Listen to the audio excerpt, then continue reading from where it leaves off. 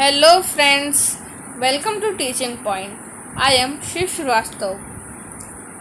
आज हम पढ़ेंगे साइंस का लेसन 1 क्लास 8 जो कि है क्रॉप प्रोडक्शन एंड मैनेजमेंट। तो ये क्रॉप प्रोडक्शन और मैनेजमेंट है क्या? तो क्रॉप प्रोडक्शन जो है मतलब कि क्रॉप की प्रोडक्शन करना, मतलब क्रॉप मतलब फसल, प्रोडक्शन मतलब उगाना, तो फसल को उगाना। एंड मैनेजमेंट उसको मैनेज करना। उसको मैनेज कैसे करेंगे? उसको मैनेज करना, क्रॉप प्रोडक्शन एंड मैनेजमेंट। तो चैप्टर हमारा इस लाइन से स्टार्ट होता है। Paheli and Boojho went to their uncle's house during the summer vacation. जो पहेली और बूजो हैं वो अपने मामा के घर गर्मियों की छुट्टियों में गए। जो उनके मामा है वो फार्मर हैं। उन्होंने अपने मामा के घर एक दिन टूल्स देखे, जैसे कि खुरपी, सिकल, शॉवल, प्लॉ एक्सेट्रा। तो ये सब जो टूल्स हैं, खुरपी, प्लॉ, शॉवल, सिकल, इन सब के बारे में आप चैप्टर में आगे पढ़ेंगे। खुरपी शॉवल मतलब कि जिससे हम खोदते हैं, प्लॉ जिससे हम खेत को सींचते हैं, जो आगे आप देखेंगे, पिक्चर भी बनी होगी और उनकी फील्ड में देखा, क्योंकि फार्मर्स के लिए तो ये सब टूल ज़रूरी हैं। तो एक ने कहा कि मुझे ये जानना है कि ये जो टूल्स है वो कहाँ और कैसे इस्तेमाल होते हैं, क्या यूज़ है इनका। आपने तो ये पढ़ा ही होगा पिछली क्लासों में कि जो लिविंग ऑर्गेनिज्म है उनको खाने की ज़रूरत होती है काम करने के लिए। अगर खाएंगे नहीं तो काम कैसे करेंगे, क्योंकि खाने से तो एनर्जी मिलती है। अब जो प्लांट्स हैं, जो पौधे हैं, वो अपना खाना खुद बना लेते हैं। कैसे? फोटोसिंथेसिस से बना लेते हैं। उनको फोटोसिंथेसिस में चाहिए होता है CO2, कार्बन डाइऑक्साइड और CO2, और सनलाइट और वाटर चाहिए होता है। अब ये सब चीज़ों से वो अपना खाना बना लेते हैं। पर जो एनिमल्स हैं और ह्यूमन बीइंग भी, वो अपना खाना खुद नहीं बना सकते हैं। तो अब आप कहेंगे कि मम्मी बाजार से सब्ज़ी ले आती है, बना लेती है, पर सब्ज़ी तो लानी पड़ती है। सब्ज़ी कहाँ से आती है? सब्ज़ी आती है पेड़ पौधों से। जो भी जितने भी इंसान हैं, जितने भी जानवर हैं, सब प्लांट्स पे निर्भर हैं खाने के लिए। You already know that energy from the food is utilized by organism for carrying out their various body function। तो आप पहले से ही जानते होंगे कि एनर्जी जो है हमें फूड से मिलती है, और उस एनर्जी का हम इस्तेमाल करते हैं ताकि हम चल सकें, फिर सकें और काम कर सकें। और उससे डाइजेशन होता है, डाइजेशन रेस्पिरेशन से होता है, फिर एक्सक्रीशन भी होता है। We get our food from plants और एनिमल और बोथ। हम अपना खाना प्लांट से भी लेते हैं और एनिमल से भी। एनिमल से कैसे लेते हैं? उनको मार के खाते हैं, जो नॉन वेजिटेरियन होते हैं, और यानी कि हम दोनों से ही खाना लेते हैं। Since we all need food, जैसे ही हमें सबको खाना चाहिए, तो how we can provide food to a large number of people in our country. हम बहुत ज़्यादा मात्रा में खाना अपनी कंट्री तक कैसे पहुंचाएं? Food has to be produced on a large scale. हमें खाने को बड़े स्तर पे बनाना होगा, मतलब कि फसल को बड़े स्तर पे उगाना होगा, जिससे कि हम बड़ी मात्रा में लोगों को खाना पहुंचा सकें। In order to provide food for a large population, जो खाना है उनको लार्ज पॉपुलेशन तक पहुंचाने के लिए हमें रेगुलर प्रोडक्शन, मतलब कि रोज़ प्रोडक्शन करनी होगी। रेगुलर मतलब कि एक के बाद एक फसल उगानी होगी। प्रॉपर मैनेजमेंट, उस खाने की प्रॉपर मैनेजमेंट करनी होगी, और उसको डिस्ट्रीब्यूट करना होगा, मतलब कि उसको फैलाना होगा। कैसे? आप डिस्ट्रीब्यूटर को देते हैं तो वो सारी दुकानों पर देता है। अब एग्रीकल्चर प्रैक्टिसेस, ये एक एक्टिविटी आपकी 1.1। 10,000 BCE मतलब कि 10,000 BCE क्या है? BC है before Christ. People were nomadic. People जो थे, जो लोग थे, वो नोमैडिक थे। नोमैडिक का मतलब क्या होता है? नोमेड। नोमेड मतलब वो घूमते रहते थे, एक जगह रहते नहीं थे। वो कभी इधर के एनिमल मारते थे, तो कभी इस जंगल के, तो कभी इस जंगल के, तो कभी इस जंगल के। ऐसे वो हर जगह के एनिमल जो थे मार के खाते रहते थे। वो इधर से इस जंगल में, इधर से इस जंगल में घूमते रहते थे और एनिमल्स को मारते रहते थे। वही नोमैडिक है, मतलब कि घुमक्कड़ थे वो, हमेशा घूमते रहते थे। They were wandering in groups from place to place in search of food and shelter. वो जगह से जगह घूमते रहते थे, किसकी तलाश में? खाने के, रहने की तलाश में। वो जो थे, वो ate raw fruits and vegetable. वो कच्चे कच्चे ही फल सब्जी खा जाते थे, वो पका के नहीं खाते थे। और start hunting animal for food. उन्होंने जानवरों को भी मारते थे खाने के लिए। अब वो एक ही जगह के जानवरों को क्यों नहीं मारते, एक ही जंगल के? क्योंकि अगर इसी जंगल पे लगातार मारते रहेंगे जानवरों को, तो इस जंगल में जानवर ख़त्म हो जाएंगे। तो इस जानवर जंगल में ख़त्म हो जाएंगे तो इस जंगल में जाएंगे, इसलिए वो घूमते रहते थे। Later they could cultivate land and produce rice. बाद में उन्होंने सोचा कि हम अब कब तक ऐसे घूमते रहेंगे, कब तक ऐसे जानवरों को मार के खाते रहेंगे। तो उन्होंने चावल उगाए। दे could cultivate land and produce rice. उन्होंने एक जगह पर रुक के अब चावल बनाए। Wheat and other food crop, सिर्फ चावल ही नहीं, गेहूँ भी और अदर फूड क्रॉप भी उगाए। दस वॉज बॉर्न एग्रीकल्चर। उससे ही एग्रीकल्चर का निर्माण हुआ, उससे ही एग्रीकल्चर आया। When plants of same kind are cultivated, when plants of same kind are cultivated at one place on a large scale, it is called a crop. तो ये crop की definition है, जब when plant, जब वो पौधे एक ही काइंड के, मतलब एक ही प्रकार के, जैसे पूरे खेत में सिर्फ गेहूं की फसल है और बहुत ही एक ही जगह पे, when plants of same kind are cultivated in one place, जब एक ही प्रकार का पौधा एक बड़े स्तर पे उगाया जाता है एक ही जगह पे, तो उसे क्रॉप कहते हैं। अब क्रॉप किसी की भी हो सकती है, गेहूं की भी हो सकती है, चावल की भी हो सकती है। तो इसमें एग्जाम्पल दे रखे हैं। Crop of wheat means all the plants grown in field are that of wheat. Example है इसमें, उदाहरण है कि जैसे क्रॉप ऑफ वीट, जो गेहूं की फसल है। अब गेहूं की फसल है तो पूरे फील्ड में एक बहुत बड़े स्केल पे सारे गेहूं के ही पौधे होंगे या गेहूं की ही फसल होगी। क्रॉप क्या होती है? क्रॉप को हिंदी में फसल कहते हैं, है ना। You already know that crop are of different type like cereals, vegetables and fruit.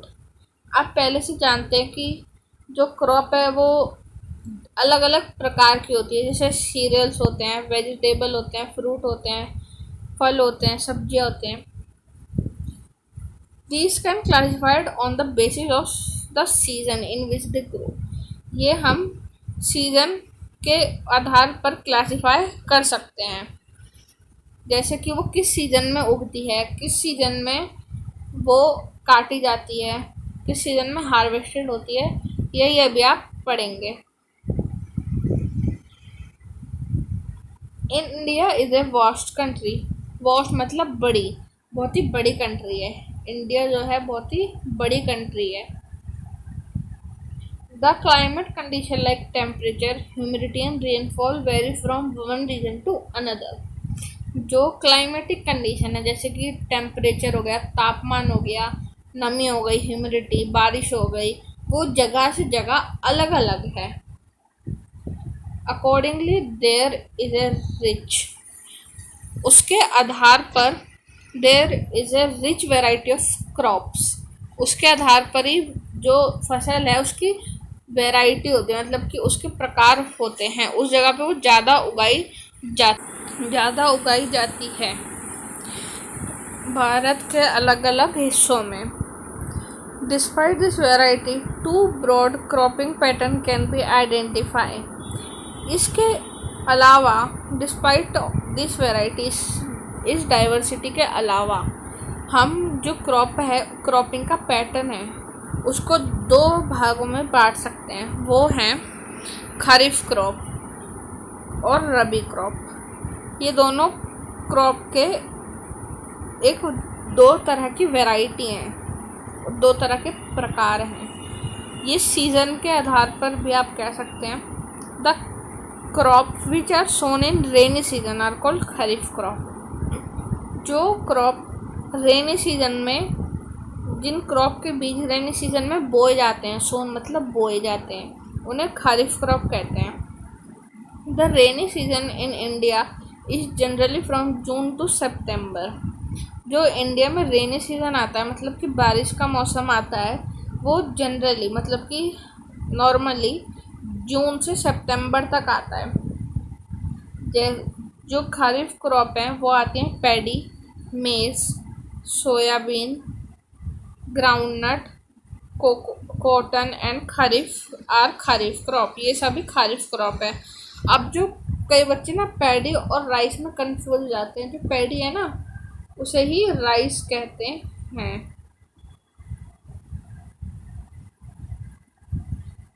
Paddy क्यों कहते हैं राइस को? फिर पैडी इसलिए कहते हैं क्योंकि जब राइस ना एक कवर में होता है अपने, उससे खा नहीं सकते हम, तब वो अपने कवर में होता है तो उसे पैडी कहते हैं। जब उसे हम कवर से हटा देते हैं, जो हमारे पास जो चावल आता है ना वो कवर से हटा हुआ होता है, तो तब राइस कहते हैं। और जब वो अपने कवर में होता है तो उसे पैडी कहते हैं। तो कई जगह पैडी लिखा होगा और कई जगह मेज, वो कई जगह पैडी और कई जगह राइस। रबी क्रॉप अब रबी क्रॉप क्या है? The crop grown in winter season are called rabi crop. जो क्रॉप विंटर मतलब कि सर्दियों में उगाई जाती है उन्हें रबी क्रॉप कहते हैं। अब सर्दियाँ कब आती हैं? सर्दियाँ कब से शुरू हो जाती हैं? अक्टूबर से शुरू हो जाती हैं और मार्च तक रहती हैं। जो रबी क्रॉप के एग्जाम्पल हैं वो हैं wheat, gram, mustard and linseed. ये सब किसके एग्जाम्पल है? रबी क्रॉप्स के। Beside this pulses and vegetable are grown during summer at many places. जो इसके अलावा जो पल्सेस हैं मतलब कि दालें हैं, सब्जियां हैं, वो समर मतलब कि गर्मियों में उगाई जाती हैं कई जगहों पे। अब जो खरीफ क्रॉप है उन्हें हम रेनी क्रॉप भी कहते हैं क्योंकि वो रेनी सीजन में उगती हैं। और रबी क्रॉप को हम विंटर क्रॉप भी कहते हैं क्योंकि वो विंटर सीजन में उगती है। तो याद रखिए दोनों डेफिनेशन है इसकी। रबी क्रॉप की क्या है? The crops grown in the winter season are called rabi crops. या आप ये भी कह सकते हैं the crops grown in between October to March are called rabi crops. अब जो है ना अक्टूबर में तो सो होती है, मतलब कि अक्टूबर में इनके बीज लगाए जाते हैं फील्ड में, और मार्च में फसल पूरी उग जाती है और काट लेते हैं फसल को। Basic practices of crop 1.2 why paddy can not be grown in the winter season. अब पैडी विंटर सीजन मतलब कि सर्दियों में क्यों नहीं उगाई जा सकती, ये इसमें क्वेश्चन पूछा है। अब पैडी मतलब राइस जो है वो विंटर सीजन में इसलिए नहीं उगाए जा सकते क्योंकि जो चावल है उन्हें उगने के लिए ना बहुत सारा पानी चाहिए होता है। उगने के लिए बहुत सारा पानी चाहिए होता है। अब पानी कब मिलता है? पानी मिलता है बरसातों में। ये देखिए यहाँ पे भी आंसर दे रखा है, paddy require lot of water. जो पैडी है, राइस है, उसको बहुत सारा पानी चाहिए होता है। Therefore it is grown only in rainy season, जिसके कारण ये सिर्फ रेनी सीजन में, मतलब कि बरसातों में ही उगाई जाती है। आपने कभी फील्ड देखी होगी अगर चावलों की, पैडी की, तो उसमें ना पहले चावल ना डायरेक्टली नहीं लगाए जाते खेतों में, वो आप आगे पढ़ेंगे। Cultivation of crops, cultivation of crops involves several activities undertaken by farmer over a period of time। Crops को उगाने के लिए, जो किसान है उसे बहुत सारी एक्टिविटी, मतलब कि बहुत सारे काम करने पड़ते हैं। You may find that this activities are similar to those carried out by gardener. आप देखेंगे कि जो ये एक्टिविटीज़ है वो कुछ मायने में सेम ही है जब गार्डनर उगाता है। गार्डनर कौन होता है? जो वो नहीं होते, घर में ही बगीचे होते हैं, उनकी देखभाल करता है गार्डनर। हो even bye you when you grow ornamental plants in your house. और जब आप अपने घर में पौधे लगाते हैं, जैसे तुलसी का पौधा हो गया, मनी प्लांट हो गया, और भी कई पौधे हो गए, जब उनको लगाते हैं घर में, तो ये भी सेम एक्टिविटीज होती है जो फार्मर को करनी होती है। बस फार्मर क्या करता है, उसे बड़े लेवल पे करता है, और हमें तो एक गमले में ही करनी होती है। फार्मर के पास तो बहुत बड़ा खेत होता है। दीज एक्टिविटी और task are referred to as agriculture practice which are listed below. जो ये काम करता है फार्मर, जो एक्टिविटीज़ हैं, इन्हें क्या कहते हैं? इन्हें कहते हैं एग्रीकल्चर प्रैक्टिसेस। अब कोई कहे कि एग्रीकल्चर प्रैक्टिसेस से आप क्या समझते हैं, तो क्या कहेंगे आप कहेंगे the activities undertaken by the farmer in the process of growing crops in the field is called agriculture practices which are listed below. जो कि अब ये सारी एक्टिविटीज़ फार्मर को करनी पड़ती है। क्या क्या करनी पड़ती है? प्रिपरेशन ऑफ सॉइल, सॉइल को तैयार करना पड़ता है। सॉइल को नहीं तैयार करेंगे तो प्लांट्स को अच्छे से न्यूट्रिशंस कहाँ से मिलेंगे? और सोइंग, बीज को जो है लगाना पड़ता है ज़मीन में। ये भी कई सारे मेथड होते हैं, आप पढ़ेंगे आगे चैप्टर में। एडिंग मैन्योर एंड फर्टिलाइजर्स, और उसको किसान को फर्टिलाइजर्स और मैन्योर्स मिट्टी में मिलाने होते हैं। फर्टिलाइजर्स और मैन्योर्स क्या होते हैं?